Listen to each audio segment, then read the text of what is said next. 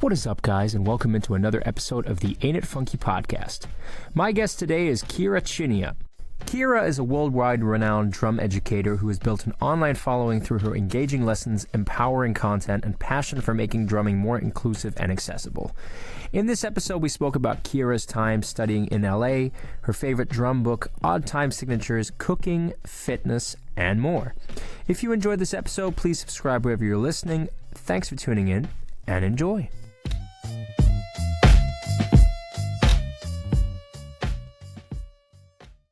Ciara Chinniah, welcome into the podcast. Thank you. Thanks for having me. Ciara, thank you so much for taking the time. I've been a big fan of your content for a while, and so it's an honor to have you on the podcast. Oh, thank you so much. Appreciate Absolutely. That. So, Ciara, how was the drum camp that you just came from was it Perth in Scotland? Yeah, it was amazing. It was really, really lovely. The second time I've been there for a camp, and it's the second time that the sun has come out because Scotland isn't known for its hot weather, but it was baking and it was really, really cool. Everyone there was just in it to win it. Everyone bonded. It was lovely. I'm still recovering now. Amazing. How does one, I'm curious, how does one organize a drum camp? Are you hiring a venue? Is it through sponsors? How does that get organized? Usually I do it here in Essex. And so that means I'm hiring a hall, a whole venue. And then, I take all of my drum kits and my pads and everything, and I organize all of the stuff we're going to do. So I make everybody a book and I give them a gift, and it's a lot of planning. For this one in Scotland, I was fortunate that I knew a couple who owned this music studio, so I didn't have to bring my drums. Hooray! I just brought a few cymbals and they had everything else there for me, and it was great. What, for you as an educator, what is your favorite method book? Oh God, controversially, I don't know if I have one. I'm very much I'll take each person as they come. So I don't teach from the same book every time. But I'll tell you what my favorite book is that I learned from is, and there's no method in it, by the way, but I found it amazing just to go through and to set goals with, is the Charlie Wilcoxon All-American Drummer book. Yes. That just really helped me get my hands together a bit better. And I even use it now, to be honest, just dip in and out. Yeah. What's your favorite book? I love, and I have it lying here somewhere, I love Stick Control, George Lawrence Stone. That is my go-to. I do that pretty much every day. Yeah. That's, famous. So such a great book. And I mean, the thing is, obviously you can dip into other pages, but of course the thing with Stick Control is, for the people that don't know that much about it, it's page 5 is so legendary. You could just stick with page 5 for the rest of your life and get so much mileage out of it. And do it in different ways, do it in triplets, do it with, I like to do a kit warm up where I do, this is actually inspired by a Mike Johnson thing I saw. I do the whole page 5, but with kicks in between. So turning the eighth notes into 16ths. So kicks in between the hands. So if it's right, left, 1 and 2 and 3 and 4 end. Yeah, it would be getting, you know what I mean? And then you just go through, and I love to do that on the kit between floor tom and snare with the kick in between, and then keeping maybe quarters on the hi-hat. That is such a good workout to just, smooth out any kinks and awesome. Yeah, absolutely. Great. Absolutely. But so at what point did you kind of, at what point in your life did you get more serious about looking into books and educational material and stuff like that? I think pretty quick, to be honest, because I started teaching when I was quite young. I mean, depends what you think young is. But when I was like 20, so I'd had maybe 4 years of learning beforehand. And I was thrown in at the deep end, Mhm. whereby up until that point, I taught the odd person here and there, right? But at this moment, I was given an opportunity to teach a group of adults, and some had special learning needs. And so Right. it was from that moment I thought, oh, I got to get it together, and I've got to make sure that I've got a syllabus and I've got a plan, and I'm going to look at this book and I'm going to look at that, and we're going to go through these things together. Just for the organization alone, it's really helpful. So you're not writing the whole thing on your own, and you can draw from other people. And I drew from my teachers as well. You Mm. know, my first teacher, a guy called Mark Smith, he gave me so many great exercises for like your bass drum technique. I'm sure that's all out of a book as well. And it's all like passed on down, isn't it? So Yeah. from that moment, it was like, right, you got to get your stuff together and be more organized. Yeah. And then I've just carried it through. I've always taught elements of the same thing. Like I will always look at grip and technique. I will always look at what your voice is on the bass drum and then the snare. And I'll always look at coordination. I'll just have these core things that I like to look at, as well as like go over songs and stuff, whatever they want to do. Right. Right. Right. So is it, do you, when you teach this stuff, is it, as you say, I guess partly like the method stuff of, the exercises, but then do you try to combine it pretty quickly with music, like to Yes. get the feeling for playing with the music? Yeah. Yeah. Always, always, yeah. It's Right. always like, here's the thing. Right. Now let's try it with a song. Yeah. So Yeah. then they can apply that too, and then they can get it and get how just like a little change can change your feel completely. And yeah, that they'll actually be into it. And it's not so dry, Yeah. Yeah. Of just course. on your own. Yeah, I guess especially beginners, if you start showing them too much of like technique stuff, then they might quickly be like, what is this? This is overwhelming, or it's boring or whatever. And then, they just want to obviously play. So, yeah. Yeah, 100%. Yeah. Yeah. But coming back to Wilcoxon for a second, at what point in your life did you discover Wilcoxon? Was that during studies, like with, because I know you studied with Joe Porcaro, Ralph Humphrey. Was that during that time? Yes, Or? it was a term before I went to LA, and we were studying at the college I was at in Guildford, and it was solo number one. Right. And I thought, oh, yeah, I can do this. Cool. And then I went to LA, and they did sight reading every day in the morning, whereas I just used to doing it like once a week. And I Yeah. feel like they were on solo 30 something or 40 something. It was so far ahead of where I was. And that was it. That's when I fell in love with it a bit, because I had to practice, and I had to get good and I had to keep up. So that was the moment where, yeah, I bought my own copy. And I still have it, and it looks really old. Right, right, right. And but with the sight reading, how did you kind of fare with that in the studies? Oh, terribly. Like I thought I was all right Right. at music college, and then I went to LA, and I just thought, oh my god, no. Like I cannot read it. I needed my glasses. Couldn't even see it really. And yeah, I struggled, but I just didn't give up, and I just kept doing it and trying, and yeah, I made it in the end. I didn't run off crying, so that was good. Were you guys working on like stick control? Were you working on certain songs, genres? What was kind of the curriculum like? Um, it was quite a long time ago, but I seem to remember in this class, it was like the warm up was maybe a little bit of stick control, but then we went into the Wilcoxon solo, and it was like the teacher, Michael, I want to say Packer. He is incredible, but very scary. He was like, Mm. okay, you ready? 1, 2, ready, go. Like each counting is that. go. And I was like, ah, fuck. I don't know if I can sing, but I No, was you can like start. Go ahead. Go pissing my ahead. pants. Just like, fuck. Just trying to hold on and Yeah. join them. And I remember like them doing all of these roles, and I was like, I don't even know what you're doing. So then I just had to study every morning. But then in that lesson, I'm sure there was like looking at other drummers.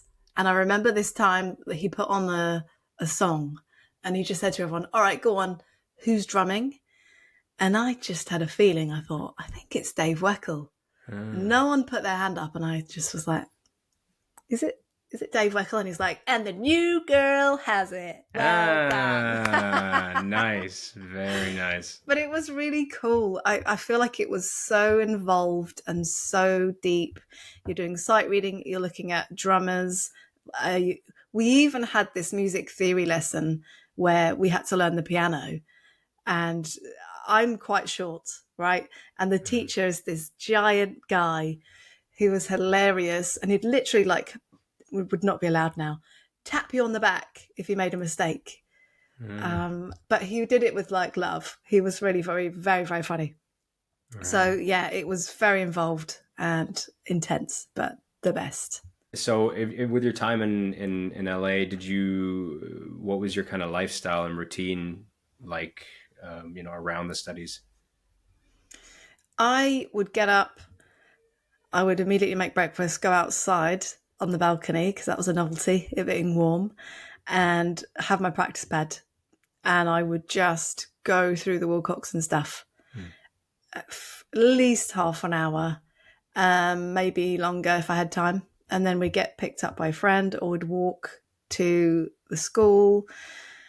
And then I was really keen on trying to get in some practice time when I could, because there was about, I think, 7 or 8 practice rooms that you could book and hire. And so I tried to do that. I didn't do that every day, but I just tried to get in as many times as I could, more out of like being terrified because I was out of my depth. And then after school, we'd hang out, me and my British friends, and sometimes we'd go out, sometimes we'd see a gig. Honestly, it's crazy what happened in that time. I went to the Baked Potato Club so many times, and I went to see Dream Theater. Oh, man. And this doesn't happen, but I walked into the school.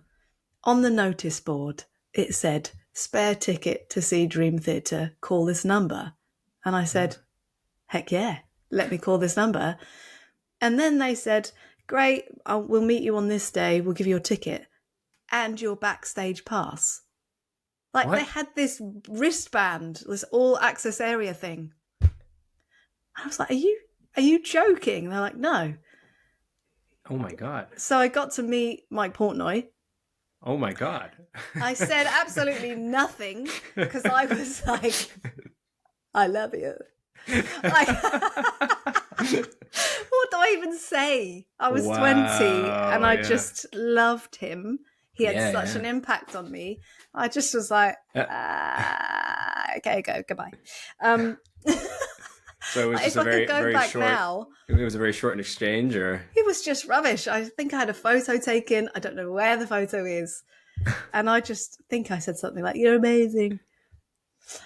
And now I'm like, "Oh, you idiot! I should have asked him some questions." And, got all up in his business. But I was really young and very, very shy. So that is crazy that you just got like a wristband to go backstage and just off like a notice board. That is insane. I know. Like, you couldn't make this stuff up. It was insane. I can't believe it happened. Crazy. Yeah.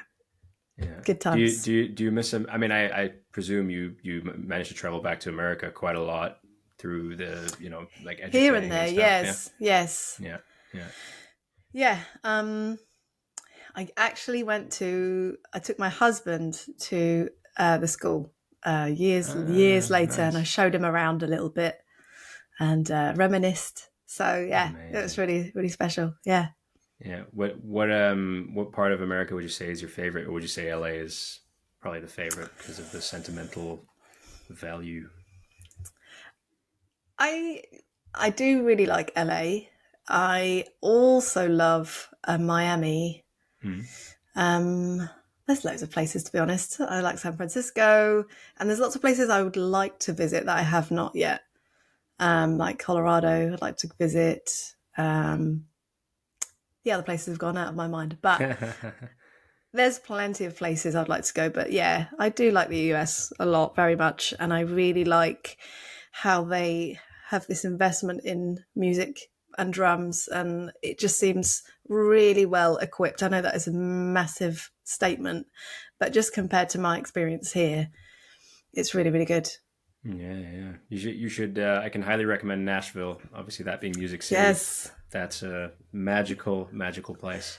of course. Yeah, Definitely that is on the list. Yes. so much. Yeah, so many crazy musicians everywhere.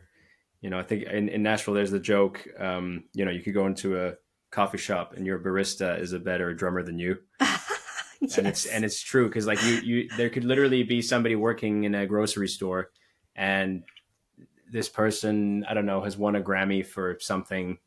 And do you know what I mean? Like it's there's literally Yes. so many insane musicians and songwriters and session people around everywhere, and it's Yes. yeah, I can it's just imagine. electric. Yeah, Never going to go amazing there. place. What would you say like is your favorite music that gets you really inspired that you're playing along to right now currently? Ooh. Hmm. I've got two answers for this.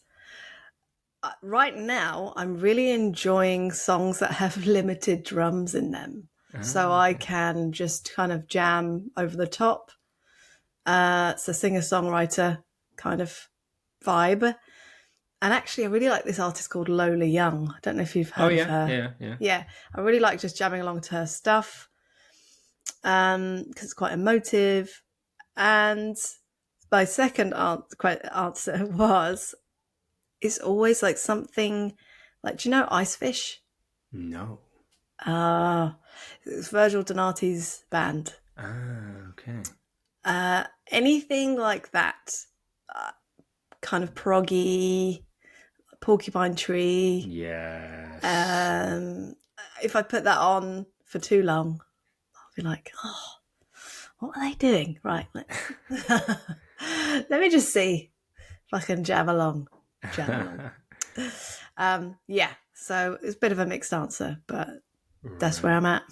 What's the last thing you remember dissecting, whether it was Porcupine Tree or anything else, where you were maybe got a little too deep in the wait, what's going on there, and then you kind of I don't know, you started writing stuff down, or you started really dissecting it. Um, there's this song. It is Icefish, Human Hardware. Okay. It's so cool, and oh my god, it's like the way he's playing it is kind of like fives. Hmm. Um, I need to get my paper. I've written it all down on my papers. I'll send it to you Yeah. after. Okay. But that's a song where you're like, what is going on here? It's like he's doing some five thing, but then it all comes together and then it changes into 4/4, and then it comes back. But then the guitar is doing some maybe like the 5/16 thing to fit over the top. Yeah. Uh, I'm like, what? Where are the notes? Give me the notes, people, because I need to see. And there are none. I don't think there are any that exist. Yeah. So Yeah. then I'm Yeah. trying to write it down. Yeah. Right. Who's the drummer of the band? Virgil Donati. Oh, it's Virgil's band. Yeah. Sorry, you were Yeah, yeah, saying yeah. yeah. So Yeah. of course it's like, ah, Yeah. really difficult, Always but mind blowing that guy. awesome. Yeah. Yeah. Yeah. Yeah. And what would you say is your favorite as the author of the Odd Timing book? Yeah. What is your favorite odd time groove? Or I mean, you can name a few if you want. What are your favorites that come to mind? So I have many answers because on one hand, I really enjoy Sting and the Dave Matthews Band, the way they can make odd time feel not odd at all. So on one hand, I love, love, love, love what they do. So, 7 Days, classic. Mm, Um, And I think there's a song called Seven by Dave Matthews, which is really a nice one. Um, but on the other hand, I mean, I was jamming along to Tom Sawyer the other day with a friend, Nice. and that's just so fun. Mm. But then there's this song. What's his name? Oh my god, my brain. It's in like nine. I'm looking it up. Oh, Pat Metheny. That's what it Okay. is. Yeah. Yeah. Mastema, I think it's called. Okay. Do you know that one? I don't think I do. Maybe if I hear Oh, it, it's but so cool. yeah. Yeah. But yeah, That's I one of mean, my favorites. I feel like it's not that well known, but it's amazing. right. I'll have to check it out. I'll check it out. But I love I love I mean, The Sound of Music by Porcupine Tree, of course. Gavin, Yes. it's Ah, just so good. that is such a master, because I know Seven is your favorite odd time signature, and it's, the way Yes. he does that like overriding thing is just so slick, Oh, and like the doom doom doom like that is just, it's just magic. And that whole album is a masterpiece. it's so good. It's insane. It Yeah. is. It Just, yeah. is. It is. You're right. Yeah, he's definitely one of those players that has a way of like, he makes odd time signatures feel, it's it, it's that like feeling of like, even the average listener can like bob their head along to it. Yes, that's it. I feel like if you override or, do the quarter, Yeah, it's a winner.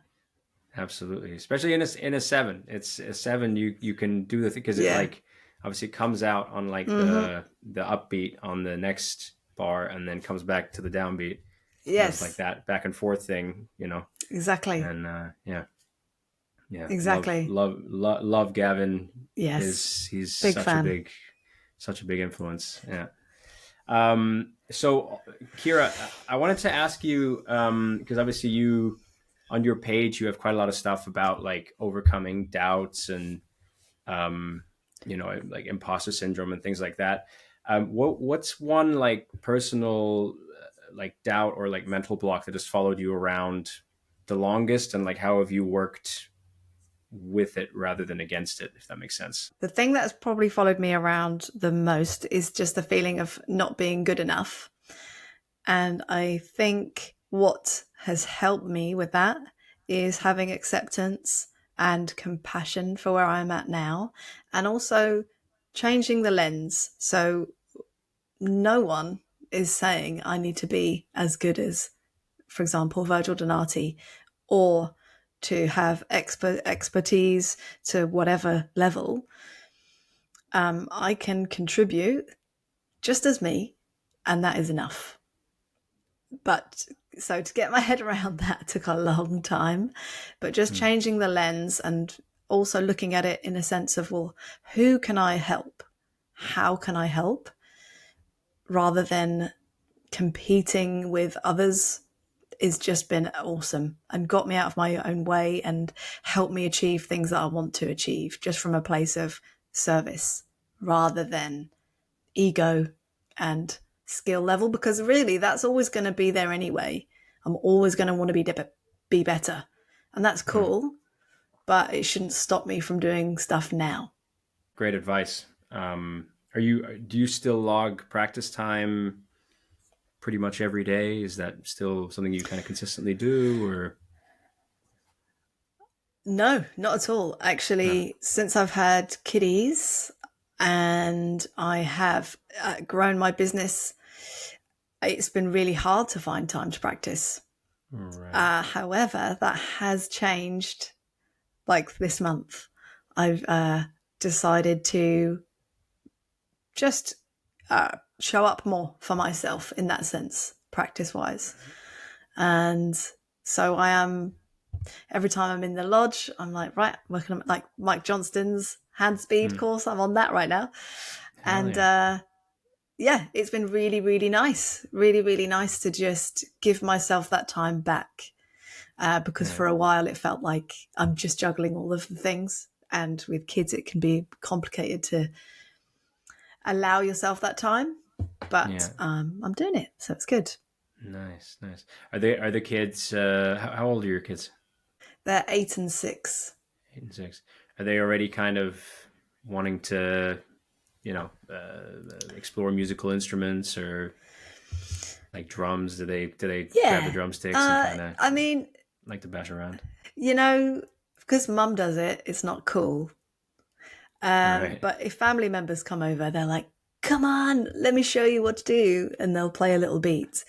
But they're not too fussed. My eldest is learning bass, Okay. which is cool. And my youngest just wants to dance. So I try and play the music all the time. And I try and just go, oh, let's listen to this, listen to this. But it is also like, I can't be too excited Hmm. or too pushy. Otherwise, it's just a turn off. So I've got to be like strategic with how I do it. Right, You know, right. I'm sure oh, I'm what's that Dream Theater on? Oh, right, okay.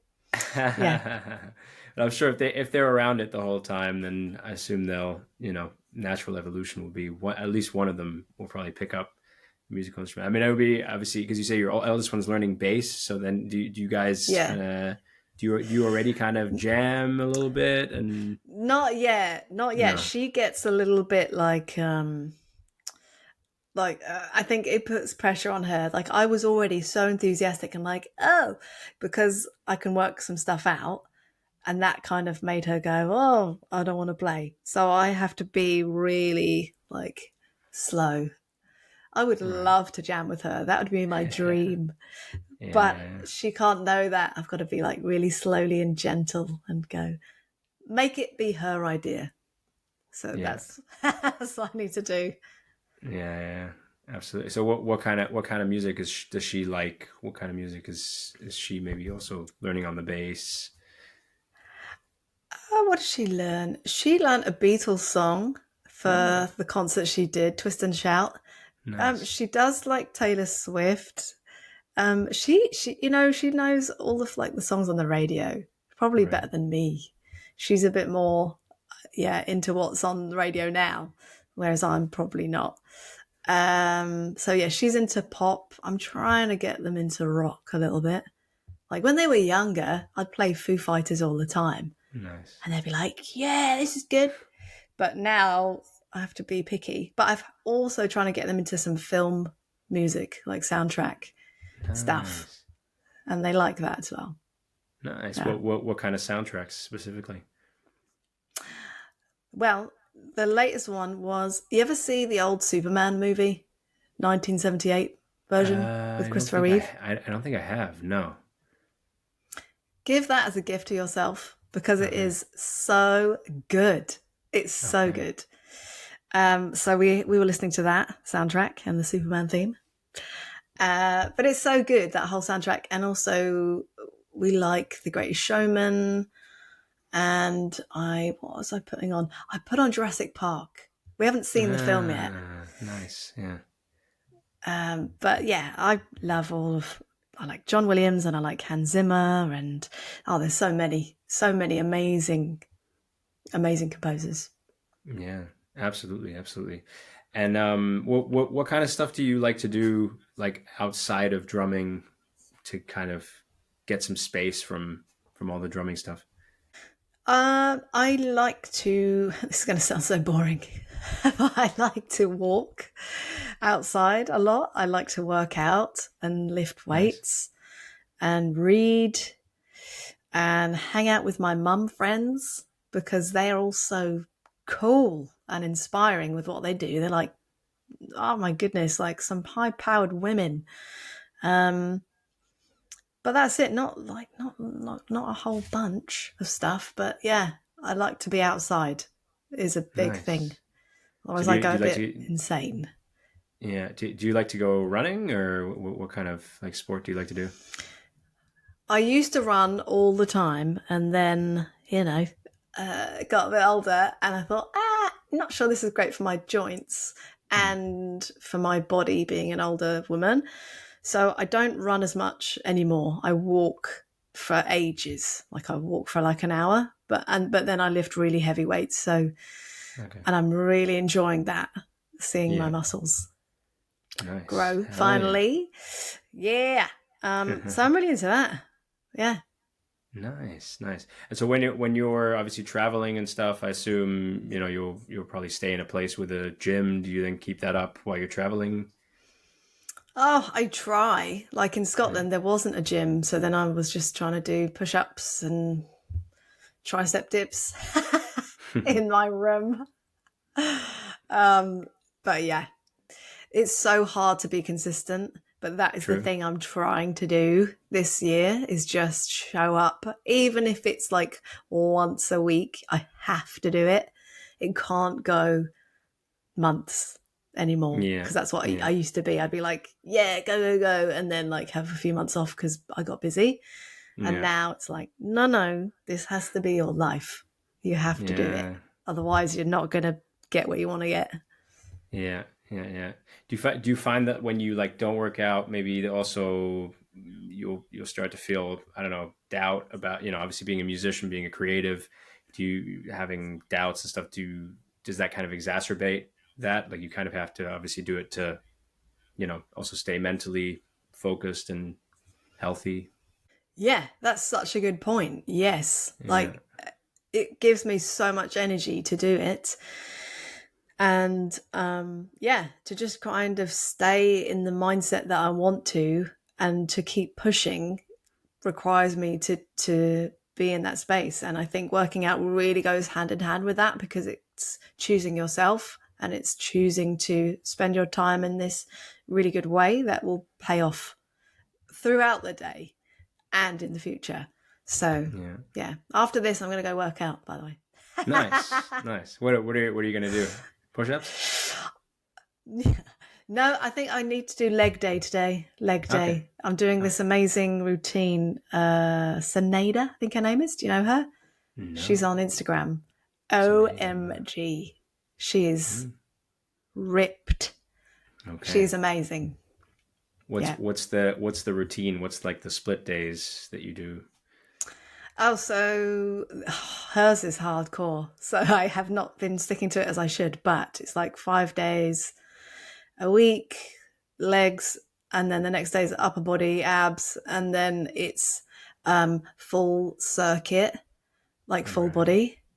And then the last day, I think it's abs again, I think. All right. But yeah, Damn. Your your it's your tough. your But abs must be shredded by now. no, No.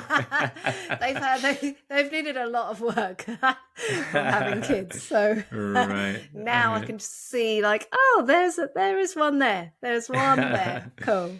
Do you tend to eat like healthy, or are you quite a like foodie? Do you like to eat, quite a lot of I don't know, You ice know, that's cream changed as or well. pizza or... So I've been definitely trying to improve my nutrition. So I've upped my protein massively, and that's been awesome. And I am a massive crisp and chocolate fan, Mm, or potato chips, as you say. mm, But I'm just trying to take that option away as much as I can and not snack in the evening. It's so easier said than done, but mm. when it's a good week, I'm not snacking and I'm eating lots more protein. I always like vegetables anyway. I like green food. So yeah, broccoli and chicken is like easy, happy. Right. Okay. Do you like cooking generally? Is that something you enjoy doing? I'm not good. No, I'm rubbish at cooking. My husband's really good. Okay. So my food is super plain and boring, Okay. and it's just about being quick. Yeah. And I've got better. Like last year, I wouldn't eat breakfast. Coffee would be my breakfast. And then Right. for lunch, if I had time, because I was so Yeah. busy with teaching, I'd grab something. But now, protein is breakfast, protein is lunch, but it's quick. It's got to be quick. What is your favorite thing to cook? This is not healthy at all, but I like pie. So Okay. I'll make like a meat pie, like a chicken pie. for me and my Nice. husband, and he's like, yeah. Let me ask you this. Is there like a failure or a misstep in your career that ended up reshaping you for the better? Um, yes. I don't know how to put this. I'm sure there are many, but the one that comes to mind is when I started the drum camps, I was running it in a different way with someone else. And at the time, it was quite difficult. And um, I made a decision to carry on my own. Mhm. And I really was very scared about that because I didn't know if I could do it on my own. And I didn't know what it would look like because up until that point, I mean, not to go in like therapist mode, but I'm a triplet. So I've never been on my own in that way. Like I'm always used to doing things with other people. Right. And so this was one of those moments where I had to make this tough decision to just go on my own, go out on my own and try. But actually, it was the becoming of me now because I faced my fears and it went so much better than I ever would have dreamt of. And it gave me so much confidence and trust in myself that I wasn't giving myself before because I was relying on other people to let me know it was okay to do these things that I wanted to do. I don't know if that makes sense. Right. Yeah, yeah, yeah. Yeah, absolutely. So, Kira, we're coming to the end of this episode. Thank you so, so much for taking the time. I really, really appreciate it. And is there anything that you want to plug or anything you got coming up that you want to sort of shout out? Yes. So if you're interested in odd time signatures and you don't know how to approach it, then check out my book, Odd Times Made Easy. It's on Hudson Music in ebook or on Amazon paperback. And also, if you're interested in coming to a drum camp, just reach out to me on Instagram. My handle is Ciara Drums. Ciara is Ciara Drums. And thank you for having me. It's Thank been you. it's been a real pleasure. Thank you so much for taking the time. And despite some connection issues, thank you for being so patient. No worries. No problem. Thank you, Kira. Give me money.